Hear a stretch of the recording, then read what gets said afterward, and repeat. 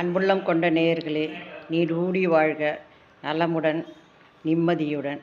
இன்று நாம் காண இருக்கும் பதிவு ஸ்ரீராம ஜெயத்தை பற்றித்தான். ஸ்ரீராமர் என்றால் எல்லாருக்குமே தெரியும்.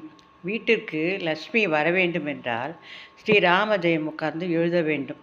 வெள்ளிக்கிழமைகளிலோ எப்போ உங்களால் முடிஞ்ச அளவுக்கு ஒரு 10 25 100 என்ன முடியுமோ எழுதணும். இதனால் என்ன மகிமை அப்படின்னு நீங்கள் கேட்டிங்கன்னா, நீங்கள் ஸ்ரீராம ஜெயத்தை எழுதும்போது ஸ்ரீராமா ராமா என்று கூப்பிடும்போது நம்ம அனுமன் இருக்கார், ஆஞ்சநேயர், அவர் ராம தூதர், ராம பக்தர். அவர் கோயிலில் போய் நீங்கள் ஆஞ்சநேயா எனக்கு வரம் கொடுன்னு வேண்ட தேவையில்லை, ராமா ராமானாலே அவர் ஓடி வந்துடுவார். அதுபோல் நீங்கள் உட்காந்து எழுதும்போதோ இல்லை சொல்லும்போதோ ராமர் வந்து உட்கார்ந்த உடனே ஆஞ்சநேயர் அங்கே வந்து உட்காந்துடுவார். ராமர் இருக்கிற இடத்துல தான் அவரும் இருப்பார். அவருடைய பக்தர் அனுமான் எப்படிப்பட்டவர்? பல பராக்கிரமசாலி, வலுவுல ஜாம்பவானவர். இந்த 2 பேரும் வீட்டில் உட்கார்ந்து விட்ட பிறகு சீதை தனியாக இருக்க மாட்டார்கள். ராமரை பிரிந்து சீதை இருக்கவே மாட்டார்கள். சீதையும் நம்மள் வந்து விடுவார்கள்.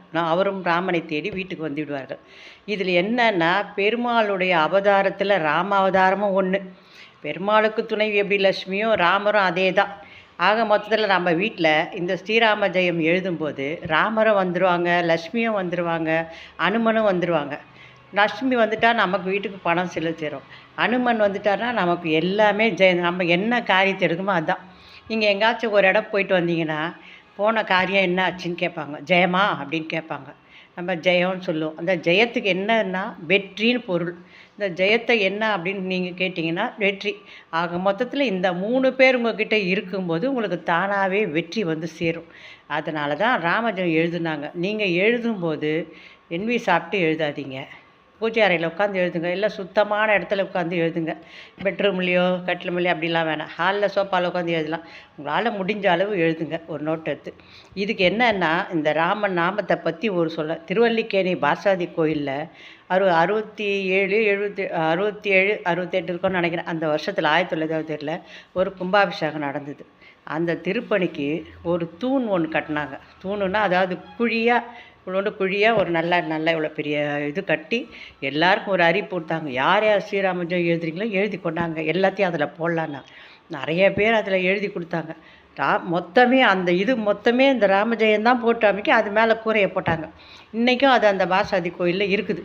நீங்கள் கோயிலுக்கு உள்ளே போன உடனே லெஃப்ட் சைடில் கொடிமரம் பார்த்தீங்களா, அங்கேயே இருக்குது. மூல உற்சவர் இருக்கார், பின்னாடி ஆஞ்சநேயர் இருப்பார். நீங்கள் கேட்டாலும் சொல்லுவாங்க.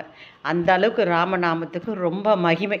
நீங்கள் எழுதிட்ட பிறகு கூட இது என்ன செய்யறதுன்னு கேட்டிங்கன்னா, காஞ்சிபுரம் சங்கராச்சாரிய மடம் இருக்குது, அங்கே கொடுத்தாலும் வாங்கிக்குவாங்க. அவங்களுக்கு இதுவாக இருக்கும். அதனால் நீங்கள் ஸ்ரீராமஜெயம் எழுதுங்க. வாழ்க்கையில் கொஞ்சம் உங்களுக்கு பிரச்சனைகள் தொல்லைகள்லாம் குறைய ஆரம்பிக்கும். நம்புங்கள், நல்லதே நடக்கும். வாழ்க வளமுடன். நன்றி.